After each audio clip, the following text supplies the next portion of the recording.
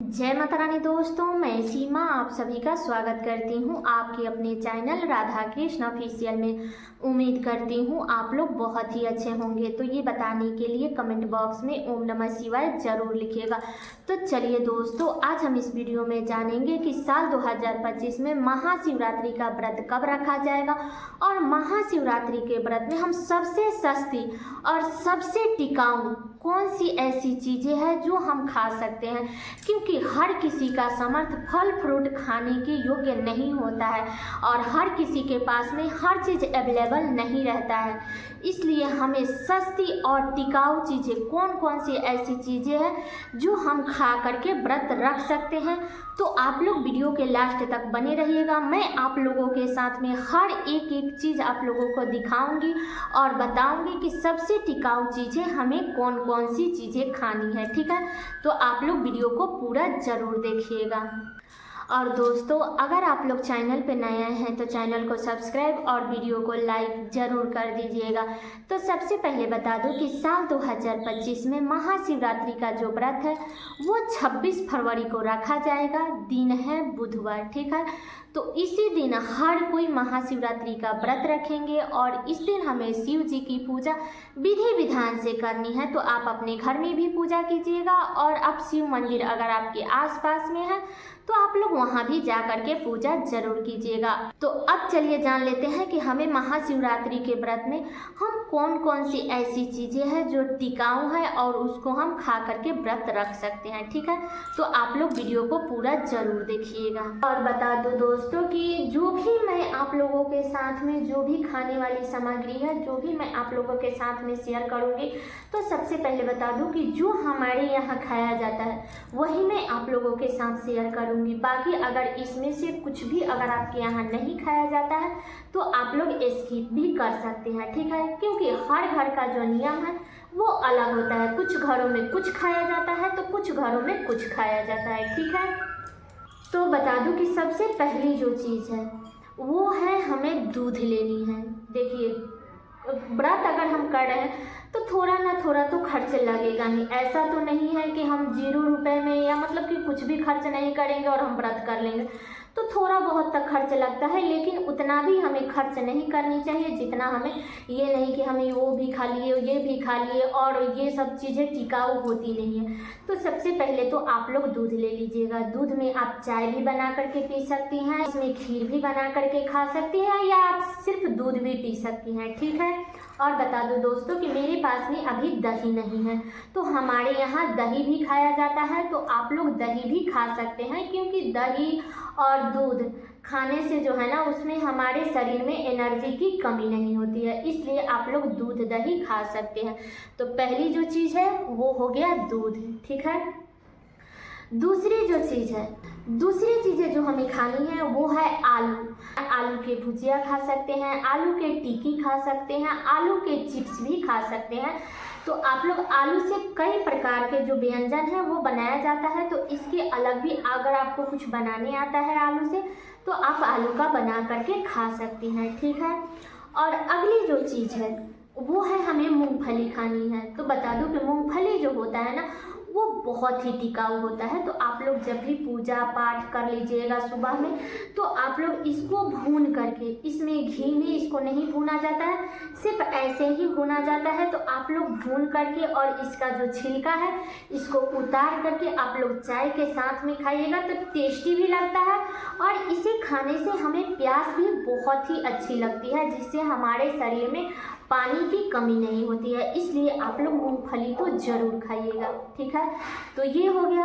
अगली जो चीज़ है वो है शकरकंद। तो अभी मेरे पास में शकरकंद नहीं है, तो आप लोग शकरकंद भी खा सकते हैं। तो बता दूं कि आप दूध के साथ भी शकरकंद खा सकते हैं, दही के साथ भी शकरकंद खा सकते हैं। ठीक है, ये जो चीज़ें हैं ना वो बहुत ही सस्ती और बहुत ही टिकाऊ होता है। तो आप लोग शकरकंद भी खा सकते हैं फलाहार में। ठीक है, तो ये हो गया।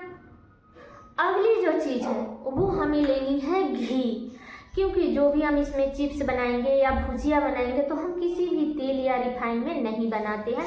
इसके लिए हमें घी चाहिए। तो घी थोड़ा सा महंगा है, तो आप देख लीजिएगा, आप चाहे तो घी में बनाइए या आप चाहे तो बादाम के तेल में भी बना सकती हैं। ठीक है, तो अगली चीज़ है वो है घी, तो आप लोग घी ले लीजिएगा।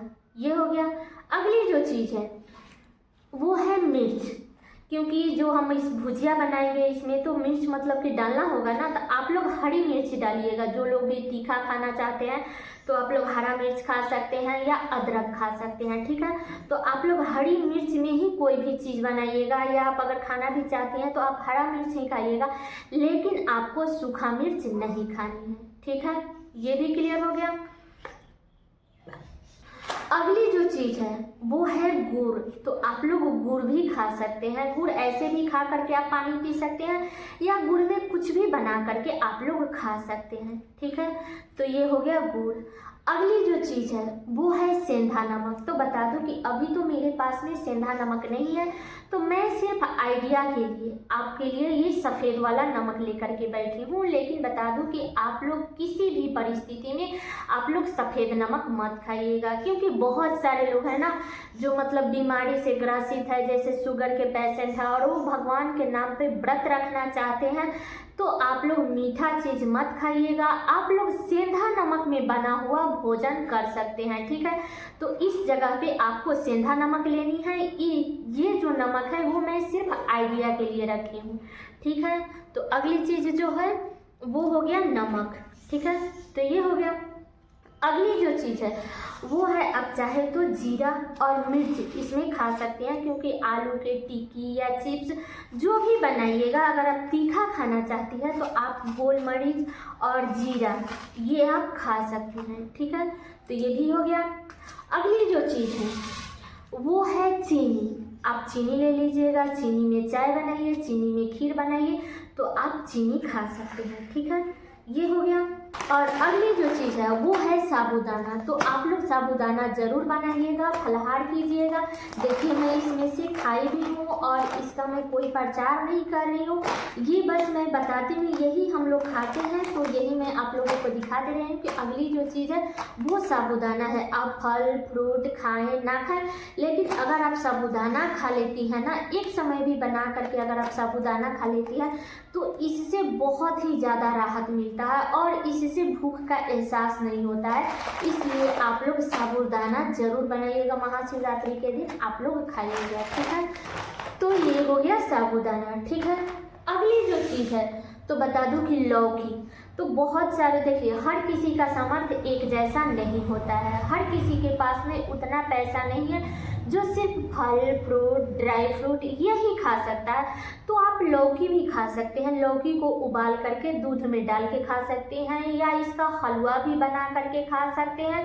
मतलब इसका और भी अगर आपको मतलब कि कुछ भी बनाने आता है तो आप लोग इसको बना करके खा सकते हैं। जो भी आपको रेसिपी आता है, जो भी फलाहारी में इसको खाया जाता है तो आप लोग खा सकते हैं, ठीक है। लेकिन लौकी हम फलाहारी में खा सकते हैं। ऐसे एकादशी का जो लोग भी व्रत करते हैं वो एकादशी के व्रत में भी लौकी खाते हैं, ठीक है। तो आप लौकी भी खा सकते हैं, ठीक है। और अगली जो चीज़ है वो है फल फ्रूट।